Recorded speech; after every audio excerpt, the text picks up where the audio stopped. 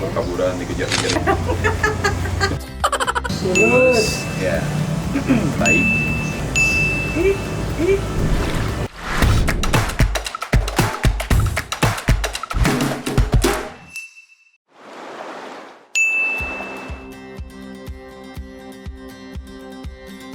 Wow, langsung diborong itu 5 pertanyaan. Kalau pertama kali ketemu, Udah tadi udah dijawab. Pertama kali ketemu Desember 2004. Ya. Oke, terus Terus pertanyaan kedua adalah apa tadi? 3 momen. 3 momen, Tiga momen. yang paling banyak sebenarnya, nggak cuma 3, tapi yang pasti pada saat menikah. Gitu. ya, Terus pada saat hamil, melahirkan Leo, itu juga momen yang lucu banget. Kalau menikah ya udahlah, itu kan momen sekali seumur hidup yang pasti nggak akan pernah kita lupain. Kalau aku ya, nanti mungkin Darius bisa cerita sendiri lagi momen ini. Yang kedua itu momen pas melahirkan Leo, itu yang paling aku ingat karena aku udah pecah ketuban di tanggal 27, udah siap-siap mau bukan pecah ketuban, udah flag. ya, Terus Darius sudah sibuk dengan pakai baju Barcelona dengan berharap lahiran. anaknya begitu kebuka matanya lihat Darius pakai baju Barcelona. Karena memang kita udah merencanakan nama anak kita Lionel gitu kan, dari Lionel Messi. Ternyata nggak, harus disuruh pulang dulu karena belum bukaan. Pokoknya besoknya aku sudah pecah ketuban, pagi-pagi ke rumah sakit, diinduksi, ternyata harus lahiran sesar juga. Terus padahal waktu pas lagi proses normal itu Darius nemenin, dan itu lucu karena memang pada saat tahun 2007 itu aku suka banget sama mobil CR-V, Honda CR-V yang baru, yang bulat. Dan itu jadi pas lagi ngedeng gitu, dia udah lihat rambutnya Leo udah kelihatan dari sini, dan dia cuma bilang, ayo baby, ini udah kelihatan rambutnya, ayo nanti aku beliin CR-V, katanya gitu. Ternyata anaknya juga nggak mau keluar dan terpaksa harus disesar juga. Itu akhirnya mama aku bilang, itu sih katanya bilangnya CR-V, coba kalau Mercy mungkin anaknya mau keluar. Gitu. Itu momen yang juga nggak bisa dilupain karena lahiran anak pertama gitu kan. Dan itu istilahnya prosesnya 2 kali, jadi aku udah proses normal dan proses akhirnya disesar juga. Momen yang ketiga, itu banyak banget ya momen ketiga.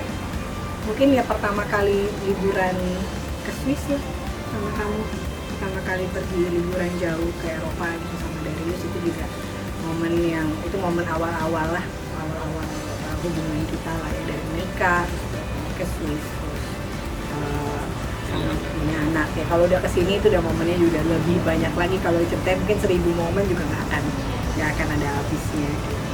Tapi itu Sama ya, menikah itu pasti, menikah dan punya anak, dan tiap anak ceritanya juga beda-beda. iya. Ceritanya beda-beda, dan kalau karena yang pertama sesar, yang kedua ketiga kan jadinya sesar juga. Dan ya mungkin kamu melahirin gitu kan di sesar gitu, tapi setelah itu kan aku yang ngelihat anaknya dibawa, dibersihin segala macam sampai akhirnya dikembaliin ke kamu buat kasih ASI pertama gitu. Itu berkesan banget sih 3 kali proses kelahiran itu. Terus waktu pertama kali tahu kalau hamil juga itu juga itu apa ya, momen yang sebagai, gue gak tahu cowok tapi belum pernah ngerasain kayak gitu, haru, seneng, bahagia, terus ada banyak harapan dan kaget gitu ya. Iya, semuanya campur aduk jadi satu gitu. Itu sih 3 momen itu sih, menikah, terus waktu pertama kali tahu hamil, dan waktu lahirin 3 anak, lahirin Ya. momennya. Dan sekarang ya sebenarnya banyak banget momen liburan, momen kita sempat apa ya, kayak second honeymoon gitu kan. Even momen berantem pun ada yang nggak bisa dilupain. Iya. Saya turun dari mobil, kabur Iya. ke Mall Kelapa Gading. Nggak saya cariin, Gak dicariin lagi sama suaminya. suruh kabur, terus nggak pulang. Itu juga jadi, ini belum pernah ceritain loh sebelumnya. Tapi itu momen-momen ada drama-drama turun dari mobil gitu kan. Ada drama-drama yang tidur di sofa. Kamu ya? Iya, tidur di luar. Tidur di luar. Padahal nggak dikunciin, tapi tidur di luar. Ketiduran itu. Oh gitu. Baiklah, oke. Visi misi. Gak ada sih. Pertanyaannya lucu ya, visi misi. Ya intinya kan kita pasangan tuh pengennya happy kan. Jadi ya sekarang saling membahagiakan. Kalau ada problem ya diselesaikan sebaik mungkin, walaupun kadang mungkin kalau udah lagi emosi, lagi sebel mungkin pasti nyebelin gitu. Tapi udah lebih sama-sama tahu lah sekarang buat ngobrolnya gimana, nyelesain masalahnya gimana, dan fokus mungkin sekarang buat anak-anak ya. Buat masa depan anak-anak kita melaksanakan rencana-rencana yang udah kita buat bertahun-tahun sebelumnya untuk pendidikan anak-anak, untuk kasih yang terbaik buat mereka. Iya, membangun keluarga yang bahagia dan harmonis itu pasti jadi visi dan misi semua orang lah dalam menikah. Ya, pengen nanti mungkin dalam 10 tahun ke depan kita udah bisa lebih santai kerjanya, terus bisa keliling dunia, bisa jalan-jalan, bisa karena di 10 tahun ke depan mungkin anak-anak udah pada kuliah dan mungkin kuliahnya bisa beda negara atau apa gitu kan, kita traveling jadi mereka 2 bulan. Asik. Gitu kan, itu visi misi mamanya. Pasti ketawa.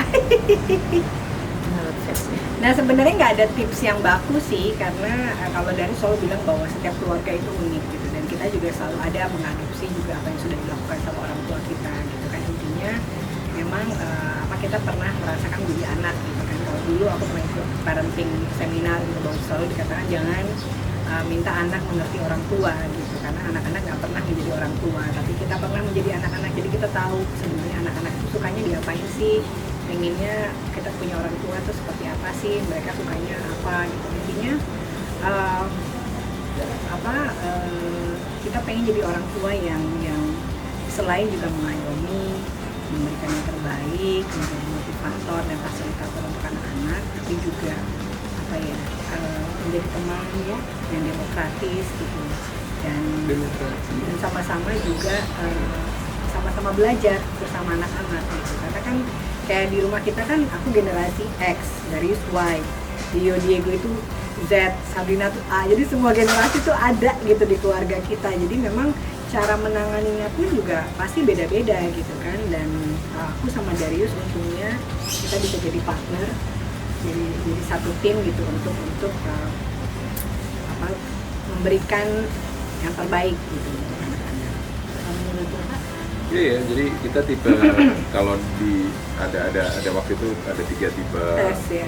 Ada tes 3 tipe orang tua gitu ya. Ada satu yang dia ngedoktrin anaknya harus jadi sesuai sama keinginan orang tuanya. Ada 2 yang benar-benar dibebasin anaknya mau jadi apa. Nah kita tuh tipe yang tengah sebenarnya.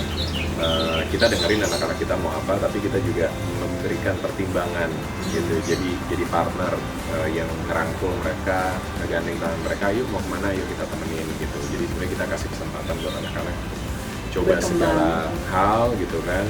Mau punya cita-cita apapun boleh. Nah, kita yang mengingatkan bahwa untuk mencapai cita-cita mereka ya mereka harus berusaha apapun itu gitu. Dan kalau ternyata ada yang kurang pas gitu, kurang baik, ya kita kasih pandangan baru supaya mereka juga bisa memahami apa yang mereka cita-citakan sesuai nggak sih sama apa namanya bakatnya mereka, sama kemampuan mereka misalnya. Selebihnya ya seperti yang Dona tadi bilang, kita berusaha untuk nggak cuma sekedar jadi orang tua yang anak salah diomelin, tapi kita juga jadi contoh gitu, karena anak-anak pasti lihat ke papa mamanya dulu gitu, contoh terdekatnya gitu kan. Mulai dari cara kita berkomunikasi, mulai dari apa yang kita lakukan di rumah gitu seharian gitu, dan gimana yang sekarang kita takut itu mulai anak-anak remaja kan biasanya mulai berjarak sama orang tua. Nah kita pengen bondingnya jangan sampai putus, supaya mereka tetap bisa dekat dan mereka nggak takut untuk curhat, mereka nggak ada main rahasia-rahasiaan sama kita, kita bisa ngobrol sebagai teman, mereka juga ngerasa nyaman bahwa papa mamanya bisa jadi temannya yang apapun problemnya bisa di-share sama kita. Iya, dan yang paling sering harus diingat bahwa untuk membuat anak-anak senang itu gampang, kasih aja semua yang mereka mau. Tapi yang paling sulit itu mendidik mereka gitu. Dan itu yang sampai sekarang kita juga masih belajar untuk bisa terus mendidik mereka supaya mereka juga bisa jadi orang-orang yang sukses nanti di masa depan. Mimpi yang ingin diwujudkan bersama keluarga apa ya? Kalau aku sih di dalam taraf yang gue cuma pengen hidup tenang sama Daris dan anak-anak mereka bisa sekolah, pendidikan yang baik dan bisa mencapai cita-cita apa yang mereka inginkan. Oke, kalau mungkin gue lebih spesifik kali ya. Kalau yang cowok-cowok mereka punya cita-cita yang besar untuk jadi pemain bola. Bukan kita yang nyuruh atau mendorong, tapi memang mereka punya keinginan itu. Cita-cita salah satu. Brainwash-nya dari enggak lah, nggak di brainwash, dikenalin doang. Tapi kan ya kalau anak cowok kan pasti mainannya mobil-mobilan, bola. Iya kan pasti seputar itu. Ternyata mereka kan nempelnya ke bola. Terus berteman dengan teman-teman yang juga suka bola, akhirnya masuk SSB gitu kan. Nggak segitunya dicekokin juga gitu, dikenalin. Dan ternyata jadi cita-cita, walaupun mereka punya cita-cita kedua dan ketiga gitu buat backup, karena kita kasih pandangan ke mereka bahwa jadi pemain bola itu nggak mudah.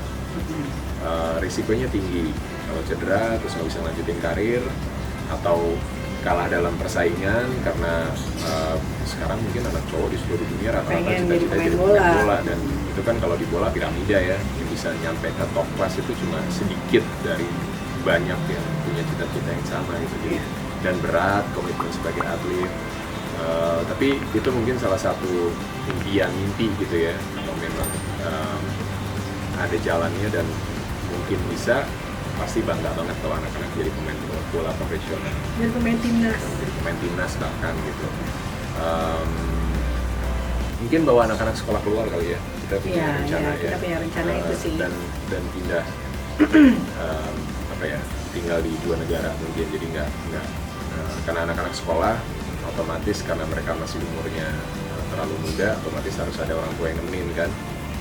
Jadi mungkin Dona yang di sana atau gantian atau gimana kita masih ngobrolin sih, cuma ada planning untuk itu dan mudah-mudahan itu juga bisa terwujud, punya rumah di luar, bisa karena kita suka traveling jadi kadang bonusnya gitu ya kalau tinggal di luar tuh traveling gampang banget gitu. Kita tinggal di luarnya di mana di Eropa misalnya, di Eropa kita pindah-pindah negara tuh karena udah domisili di situ gitu kan, dekat bisa kemana-mana gitu. Itu sih kalau misalnya dalam waktu dekat yang keinginannya itu gitu, mudah-mudahan anak-anak bisa, terutama yang cowok-cowok bisa sekolah bola di luar, terus di Eropa, terus ya kita juga mungkin bisa punya tempat tinggal juga di sana gitu, yang lagi dipersiapkan dalam waktu dekat. Ya selebihnya sih ya pokoknya bisa hidup tenang, bahagia sama. Itu yang paling penting.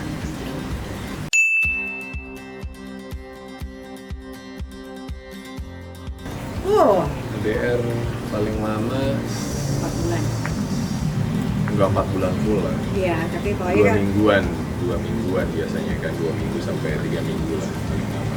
Ya dalam waktu 4 bulan. Jadi pernah pas aku lagi hamil Diego itu dari syuting film Merah Putih di luar kota selama 4 bulan sebenarnya. Oh sempet tuh waktu itu kamu kan ke Bali sama, jadi ada kakaknya Dona dari Belanda datang terus pada liburan ke Bali. Terus aku lagi syuting kan. Terus karena syutingnya di Jogja dan waktu itu flight dari Jogja ke Bali itu terbatas banget, udah nggak ngejar flight yang ke Balinya, jadi aku terbang dari Jogja ke Jakarta baru ke Denpasar. Terus cuma semalam, besoknya balik lagi ke Jogja gitu. Jadi memang dia termasuk orang yang sebenarnya nggak bisa jauh-jauh dari keluarganya dan dari aku. Kayak banget gue ya.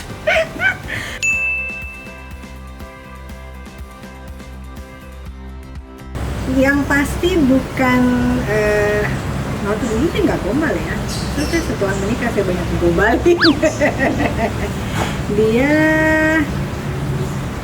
dia itu kalau asli kalau dulu mungkin kalau nggak kenal dari orangnya kayaknya pendiam gitu. Terus serius terus nggak, makanya Dwarius dia bukan serius lagi Dwarius. Terus nggak suka basa-basi sebenarnya. Dan cuma pokoknya kalau ngeliatin orang tuh matanya bahaya. Suka bikin orang salting. Masa? Beneran, bukan saya doang yang ngomong, Pak. Gue mah nggak salting. Kau sih nggak salting ya? Takut. Kalau pasti takut dilihatin sama Darius. Tapi memang bukan tipikal yang cowok genit suka tebar pesona gitu, enggak. Tapi mungkin kalau dia suka, mungkin niat kali ya gitu. Kan gitu, Pak. Gitu. Jadi orangnya memang serius. Dan tapi karena aku sering ngomong dulu sama dia kalau misalnya justru sekarang sih gombalnya makin tua makin gombal sih. Waktu dulu enggak loh. Dulu nggak ya? Dulu enggak. Cuma dia suka lebih spontan dan sebenarnya orangnya so sweet. So sweet gitu. Oke, pertanyaan kedua, perubahan personality. Sekarang sih orangnya lebih cair dibanding gitu ya. Dulu mungkin Dulu kaku, kayak kanebo kering. Wow. Nah, aku juga kali, ngaruh gak sih karena pasangannya? Mungkin bisa jadi. Iya, kalau aku kan orangnya cerewet, santai, terus nyablak gitu ya. Dia mungkin jadi ke bawah juga. Enggak?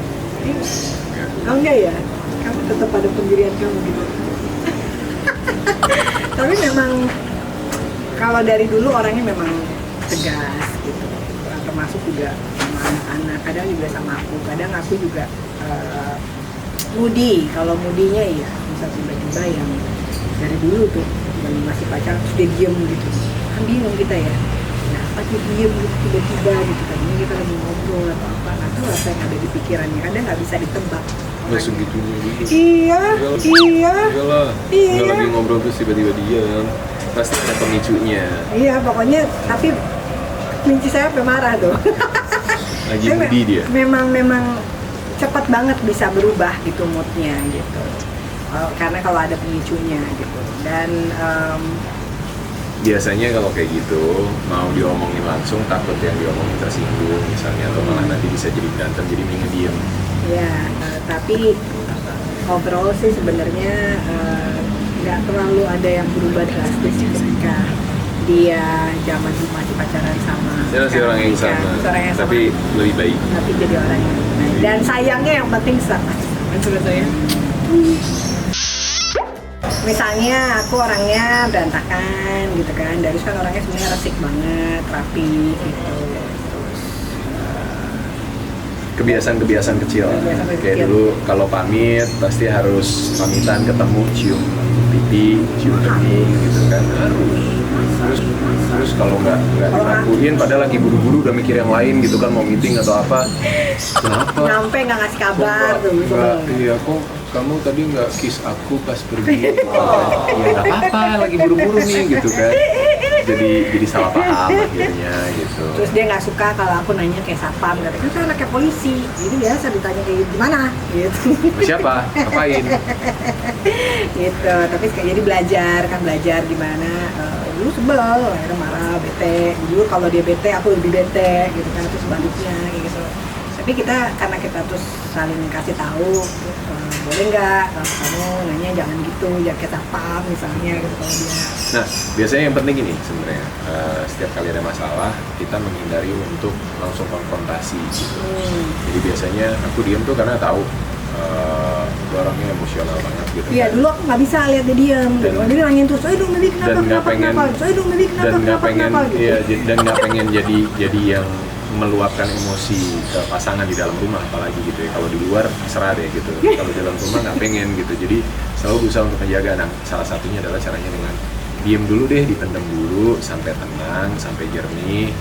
Nah, di situ ternyata belajar juga bahwa ketika kita tenang tuh kita nggak cuma berpikir perasaan kita, tapi kenapa itu terjadi gitu kan, dari lawan atau dari pasangan kita, apa sebenarnya yang dia pikirin dari perspektifnya dia gitu, atau jangan-jangan kita yang terlalu sensitif atau kita yang salah tangkap atau apapun itu gitu kan. Jadi akhirnya introspeksi juga gitu. Nah, ketika udah tenang, waktunya udah pas, kita ngobrol deh akhirnya. Jadi gini loh sayang, Dan kita biasanya kalau berantem manggilnya tetap sayang, baby baby. atau sayang Ya, gitu kan, nggak pernah yang jadi Darius gitu.